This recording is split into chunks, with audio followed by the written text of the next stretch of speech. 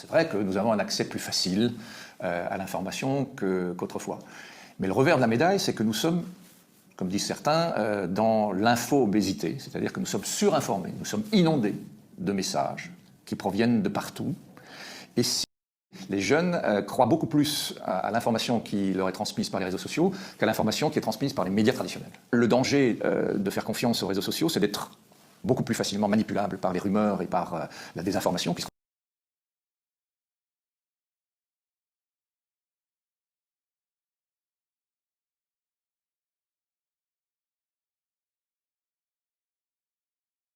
On aurait pu croire qu'une concurrence généralisée des récits allait être favorable au vrai. C'est ce que disait d'ailleurs Thomas Jefferson, un des grands fondateurs de la démocratie américaine. Le vrai n'a pas besoin d'être défendu, il se défend tout seul. Et la terrible, disons, sentence, la terrible conclusion à laquelle nous parvenons aujourd'hui par une simple observation des faits, c'est que non, la vérité ne se défend pas toute seule. Et c'est là aussi tout l'objet de mon livre d'expliquer pourquoi.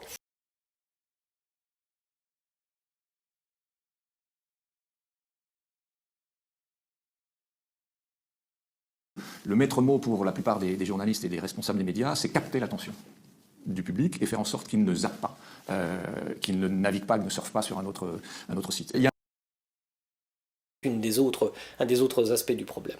L'attention est devenue probablement, en effet, la monnaie sur ce marché cognitif. En d'autres termes, que ce soit les médias ou n'importe qui cherche à attirer l'attention des autres, eh bien, on est confronté à une concurrence effrénée. C'est dur d'attirer l'attention des autres. Et les médias, d'ailleurs, survivent comme cela. Si un média n'arrive pas à attirer de la disponibilité mentale, il meurt tout simplement parce que, économiquement, il a besoin de transférer, de convertir cette attention, par exemple, en marché de publicité, en marché économique. C'est comme ça que ça fonctionne. Ça peut paraître cynique, ça ne veut pas dire que nous sommes une marchandise, mais en tout cas ça veut dire que nous sommes insérés dans des rapports marchands. Et cela, il faudrait être naïf pour l'ignorer.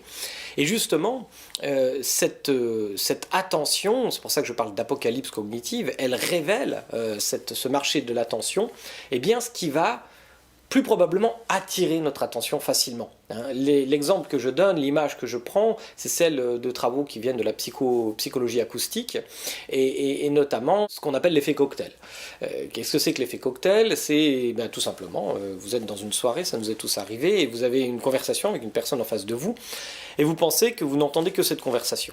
Il se trouve que votre cerveau traite beaucoup d'informations aux alentours, sans pour autant attirer votre attention consciente. Mais si par exemple dans l'assemblée, quelqu'un prononce votre prénom, si par exemple dans l'assemblée, quelqu'un prononce le mot sexe,